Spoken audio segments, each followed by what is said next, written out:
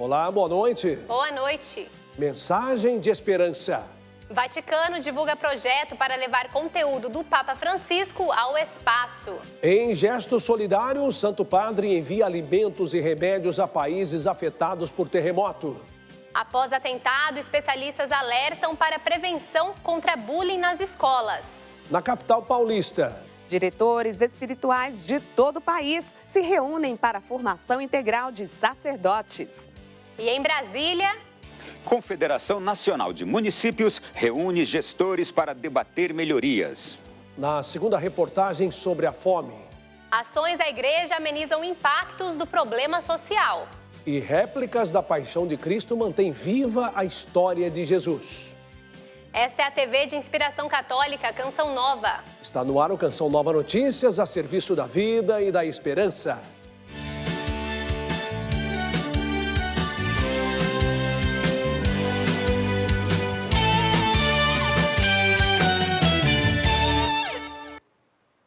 O Vaticano divulgou um projeto chamado Guardião da Esperança, que levará ao espaço, por meio de um nanolivro, a mensagem de esperança do Papa Francisco. Em 2020, uma atitude do Papa Francisco marcou a história. Enquanto a pandemia do novo coronavírus assolava o mundo, o Santo Padre caminhou sozinho na parte externa da Basílica de São Pedro para rezar diante de duas imagens, a Salus Populi Romani, protetora do povo romano, e o crucifixo de São Marcelo. Outro momento importante foi a bênção com o Santíssimo Sacramento, concedida a toda a humanidade. Naquela noite, o Papa repetiu as palavras de Jesus. Por que vocês têm medo? Ainda não têm fé? Perché avete paura? Non avete ancora fede? A mensagem de esperança se tornou um nanolivro que será enviado por satélite para o espaço. O projeto foi idealizado pelo Dicastério para a Comunicação, em colaboração com a Agência Espacial Italiana, o Laboratório de Sistemas e Tecnologias para a Pesquisa Aeroespacial da Universidade Politécnica de Turim e outros parceiros. O livro é uma estrutura de silício de 2 milímetros de diâmetro, um quadrado com uma superfície plana com cerca de 6 milhões de nanofuros. Cada um contém informações elementares. O conteúdo do livro tem a dimensão inferior a 1/1000 do diâmetro de um cabelo humano. Inferior a 1/1000 de um diâmetro de um cabelo humano. Há mais de 2 anos, estamos trabalhando na iniciativa com o objetivo de levar esperança, além das fronteiras que estamos acostumados a conhecer. A proposta é envolver a humanidade, fazer com que possam se abrir para a fé e confiança em Jesus.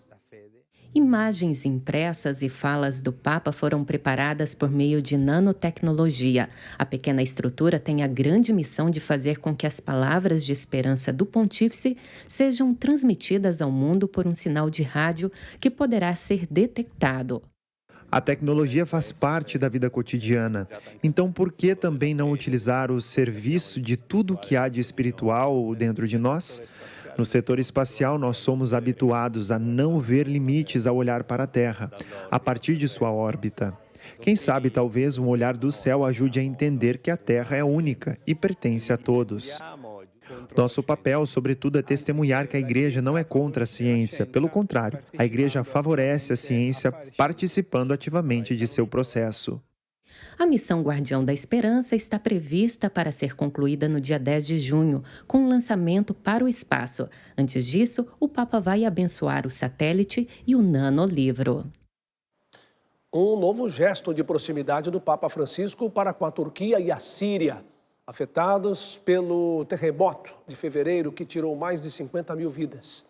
O pontífice enviou 10 mil medicamentos para socorro da população.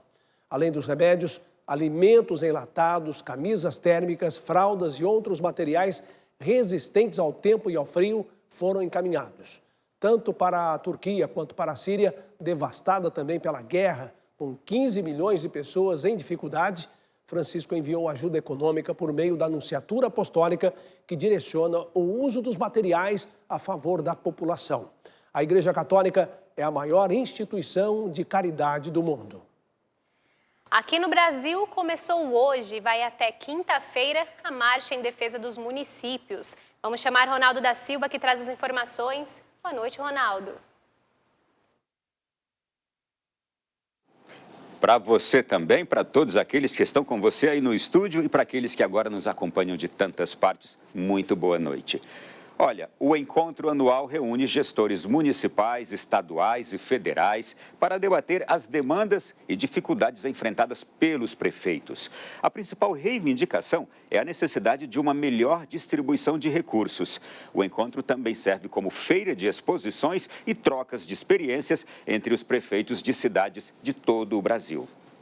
Prefeitos dos 5.570 municípios são convidados todos os anos para o encontro em Brasília, local estratégico para cobrar da União as demandas regionais. Quase 70% das cidades brasileiras têm menos de 20 mil habitantes, o que dificulta a arrecadação de impostos.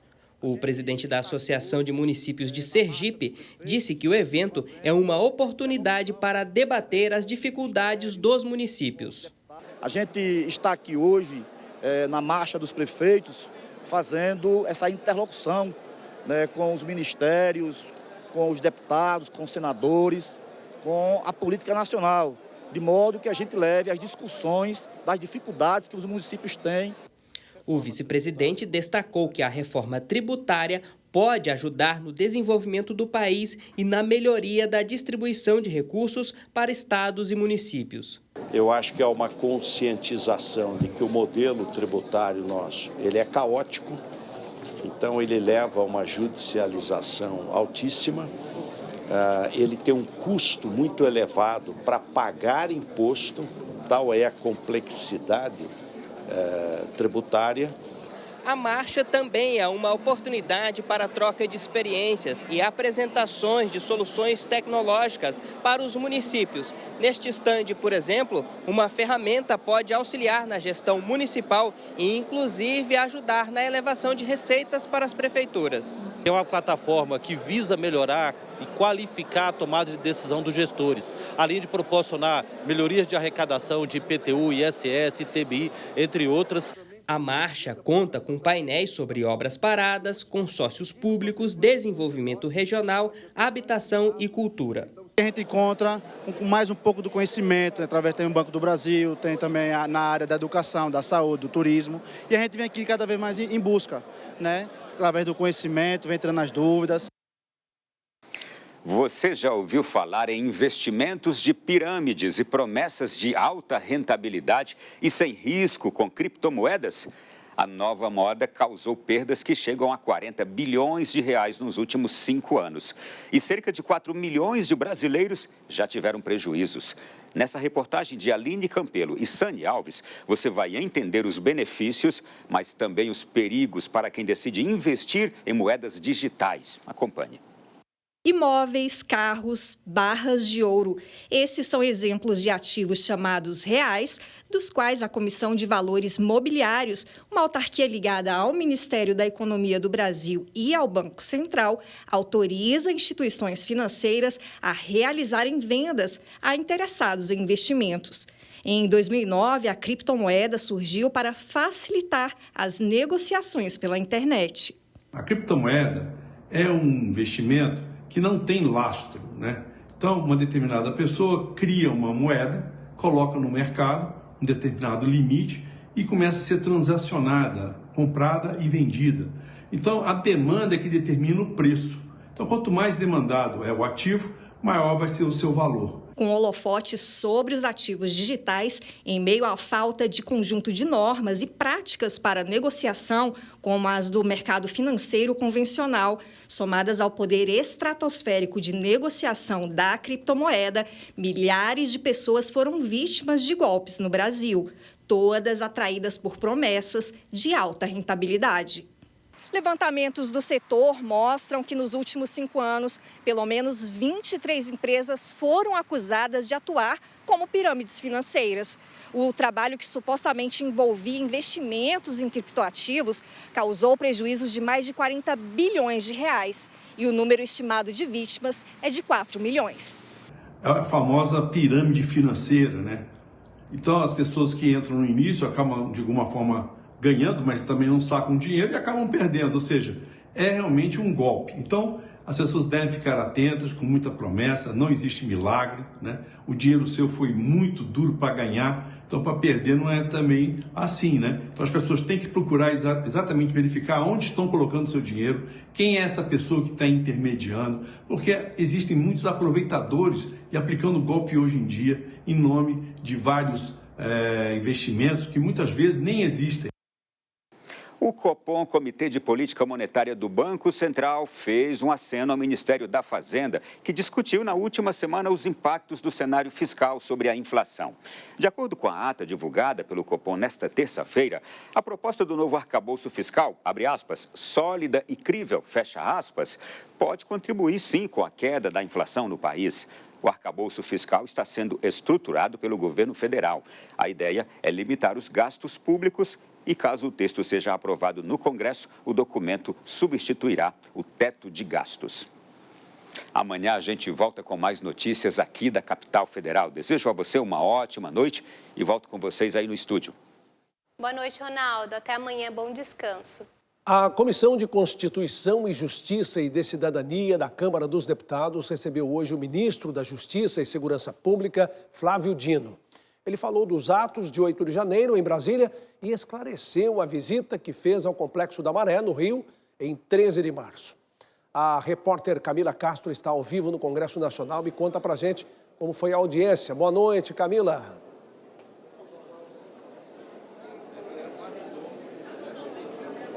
Boa noite, Reinaldo. Boa noite a todos. Uma tarde de muito bate-boca por aqui.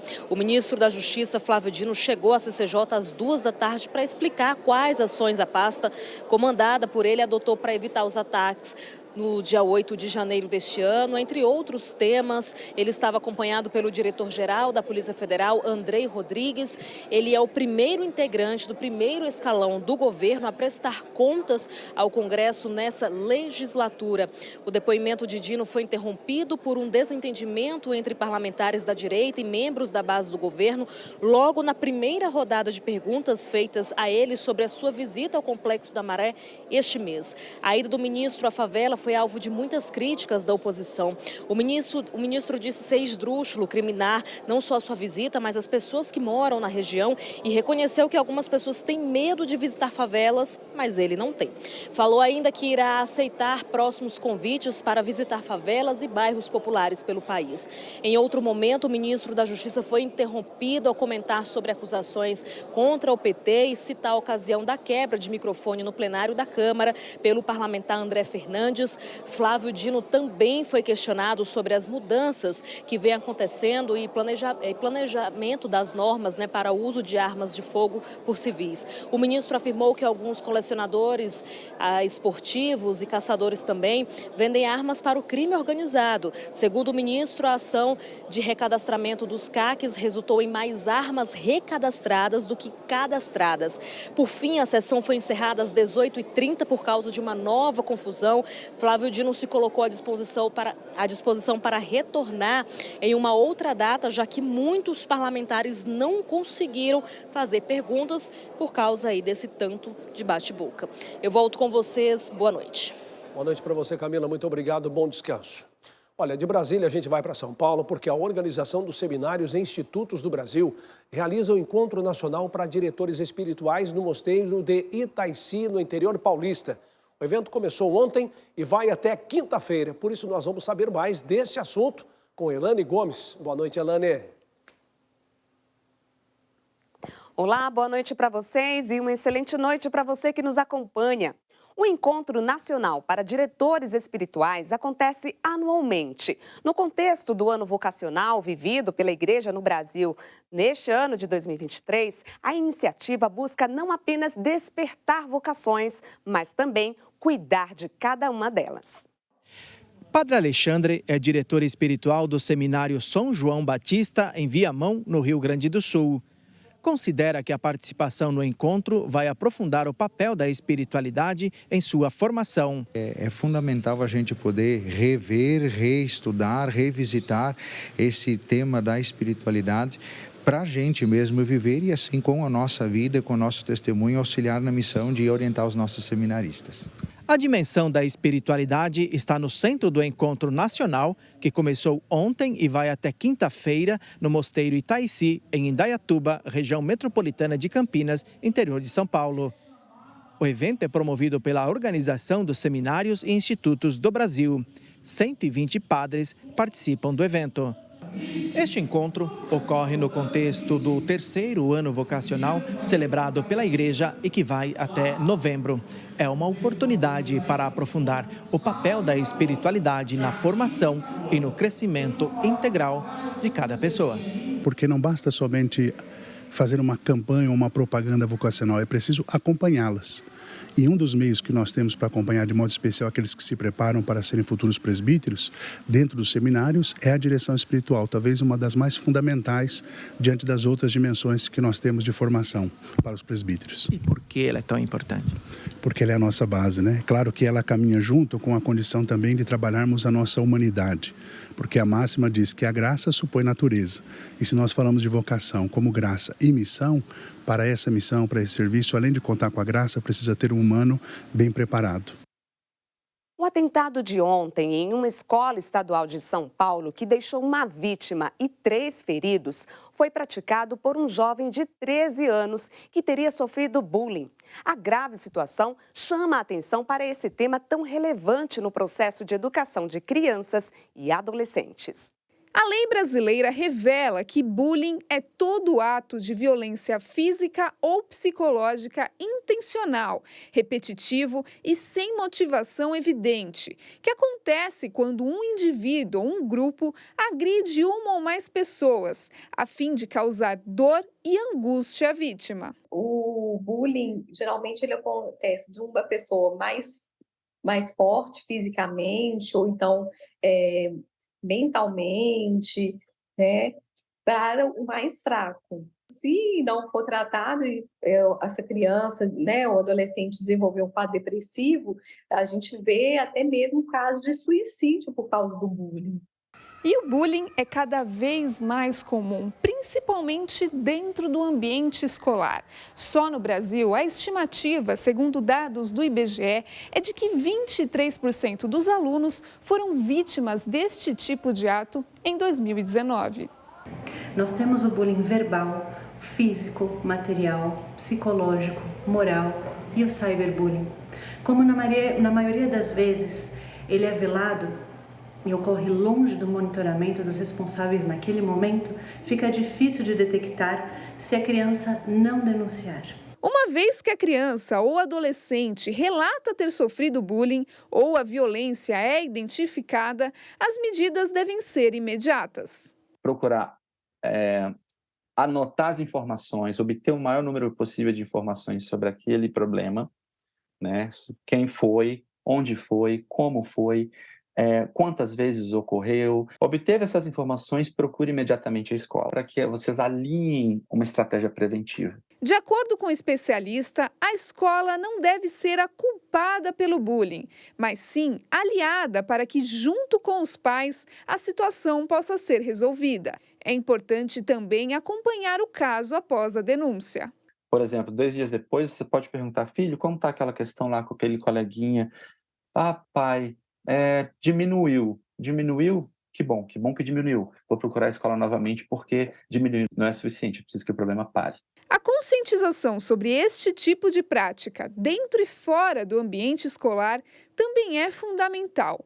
Por isso, algumas instituições se dedicam a oferecer informação preventiva. A partir do momento que ocorre a aceitação desse fato e quem sofre ou presencia começar a denunciar e deixar de ser um espectador passivo, o bullying começa a ser combatido e prevenido.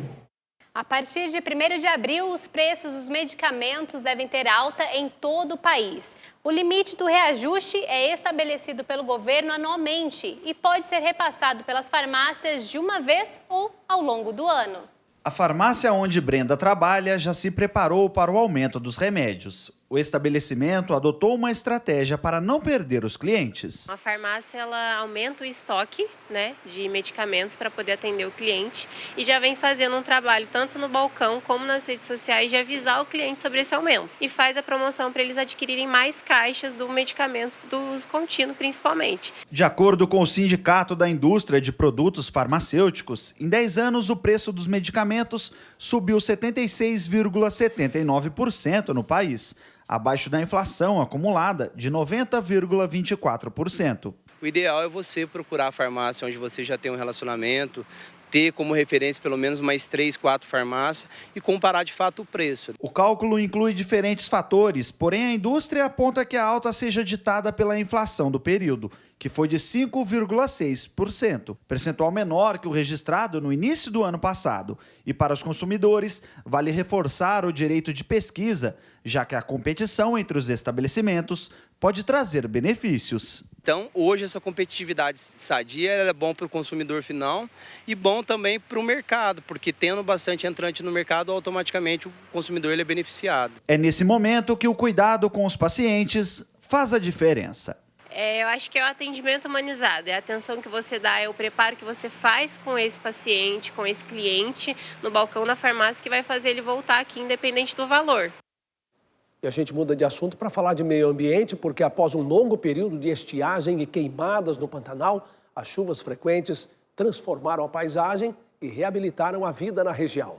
Com rica biodiversidade, o Pantanal tem mais de 4.700 espécies, entre plantas e animais. Nos últimos anos, o bioma sofreu inúmeras queimadas, que mataram diversos bichos nativos das regiões pantaneiras. O combate 2020 foi muito cansativo pela parte de...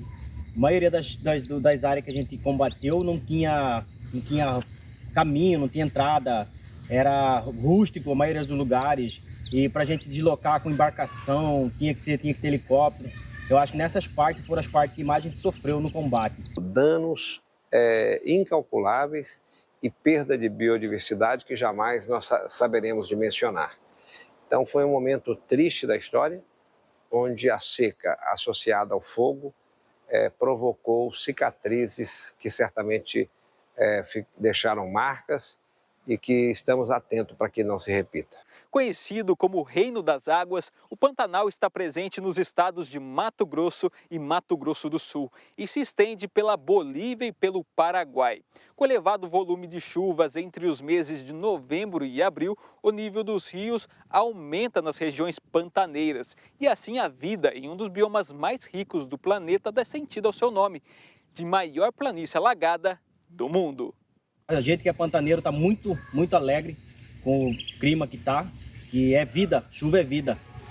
Com o grande volume de chuvas deste ano, é motivo de alegria para quem é filho da terra e para o senhor Ângelo, que está há mais de 40 anos no Pantanal. Esse ano as chuvas chegaram cedo, num volume significativo. Isso nos traz aí não só um conforto, mas também uma renovação de vida. Não tenho dúvida de afirmar que a gente está recebendo aquilo que dá vida ao Pantanal. Ao desenhar as belas paisagens deste lugar, o cuidado do Criador se manifesta para nossa contemplação. Com os pulmões cheios, a vida transborda pelas imensas planícies do Pantanal.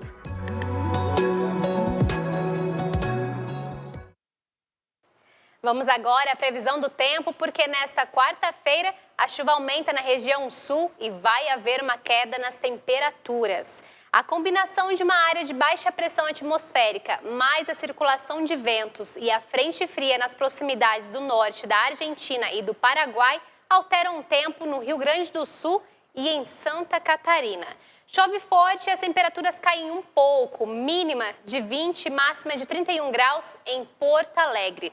E o dia começa com 21 e à tarde chega aos 30 graus em Florianópolis. Aqui no Sudeste, o fluxo de ventos provoca temporais. Em São Paulo, Rio de Janeiro, Espírito Santo e em boa parte de Minas Gerais, incluindo Juiz de Fora, com alerta para chuva mais intensa, com risco de granizos e raios. Já no norte de Minas, o dia estará bem quente e sem chance de chuva. No Rio, os termômetros não vão deixar os cariocas com um dia tão fresco. A máxima atinge os 33 graus. A chuva forte ainda é realidade no norte e nordeste. Por lá, a Defesa Civil continua emitindo alerta de desastres em regiões do Maranhão, Piauí, Ceará, Pará e Tocantins. Reinaldo?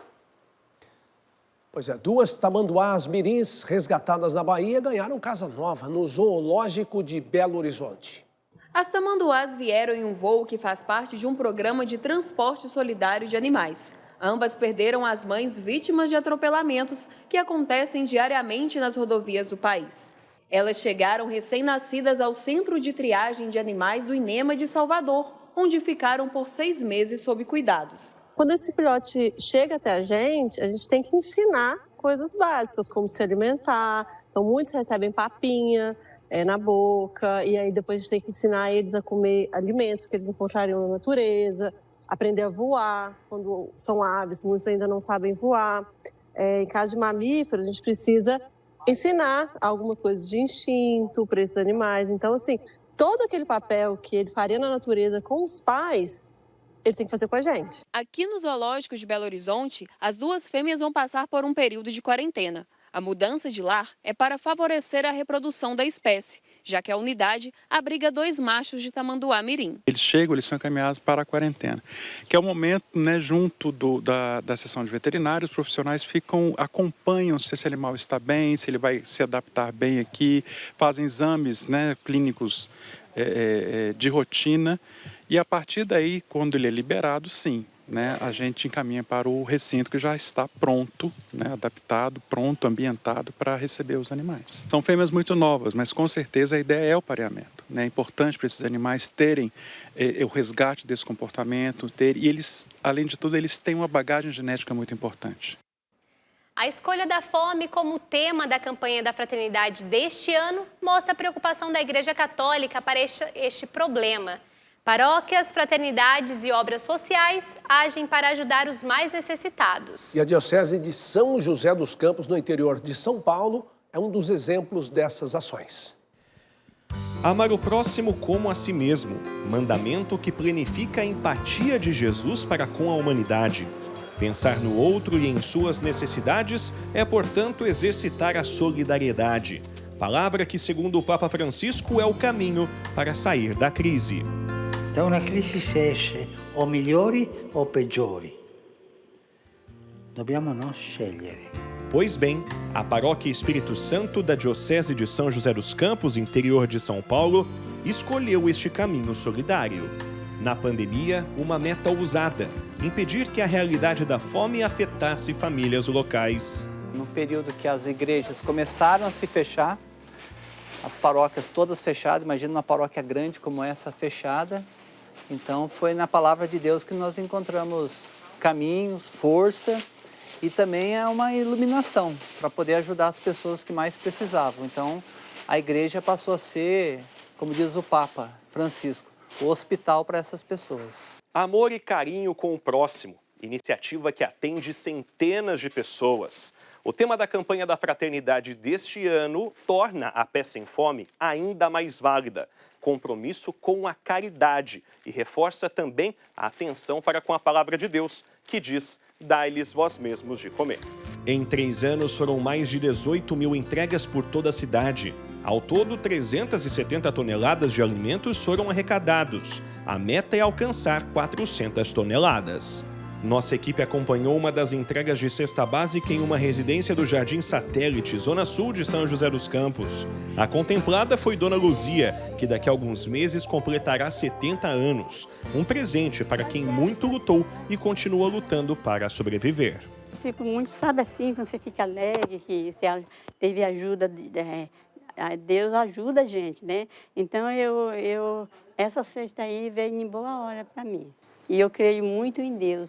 Porque quem me está trazendo de pé é Ele, porque eu sofro muito, estou com muito problema de saúde. Mas eu vou conseguir vencer, né? Aí, quando a gente tem fé em Deus, a gente vence tudo, né? Esse espírito de solidariedade é muito importante a gente despertar nas pessoas principalmente aquelas que estão um pouco afastadas da vida comunitária. E a Casa do Bom Samaritano é uma obra da Rede de Desenvolvimento Social Canção Nova que surgiu a partir de uma inspiração do padre Jonas Abib em oferecer dignidade às pessoas que viviam em situação de rua e que não possuíam condições econômicas para o sustento. São mais de 12 mil serviços oferecidos por ano, graças aos sócios e benfeitores que ajudam esta obra que evangeliza 24 horas por dia. Vejam só, nós estamos com 77% de nossa meta na campanha do projeto Dai-me Almas de março, que só tem mais 3 dias úteis para terminar. Acesse clube.cançãonova.com, faça sua doação. Se preferir, doe pelo Pix, pix.doação@cançãonova.com. E obrigado por sua fidelidade e comprometimento. Ao longo dos anos, o Santo Sudário atrai a atenção do público e estudos científicos que apontam sua autenticidade. O morador de Vitória, no Espírito Santo, está em Cachoeira Paulista com um conjunto de réplicas dos elementos da paixão e morte de Jesus Cristo. Há 2 décadas, evangeliza as pessoas a partir da experiência que teve com o sagrado. Imagine você com uma réplica dos elementos da paixão de Cristo.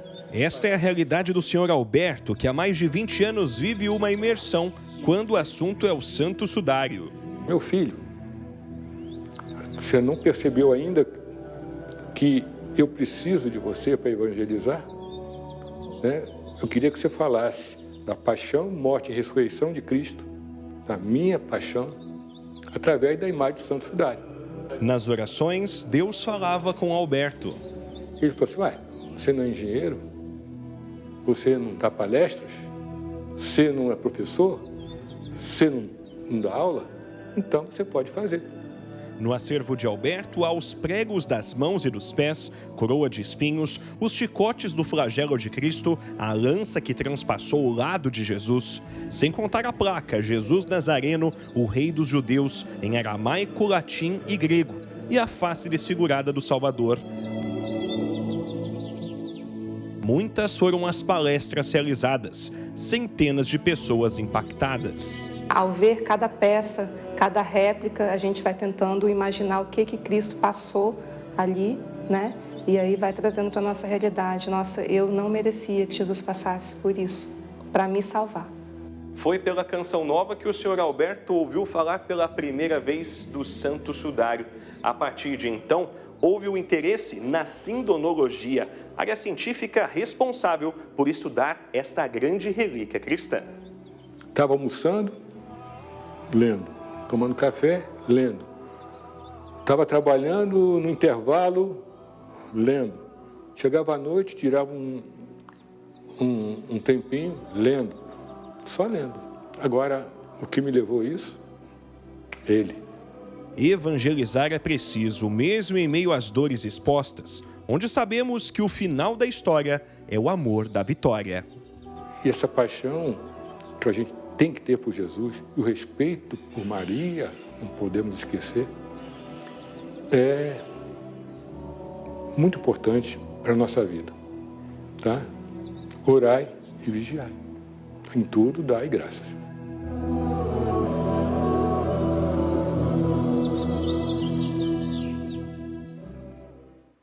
O Canção Nova Notícias fica por aqui. Reveja as reportagens no portal noticias.cançãonova.com. Assista daqui a pouco, a partir de 8 horas, ao programa Pra Ser Feliz com o Padre Adriano Zandoná. Às 9h30 tem Gente de Fé e às 10h30, ao vivo, você assiste ao PHN. Uma ótima noite a você. Boa noite, paz para você.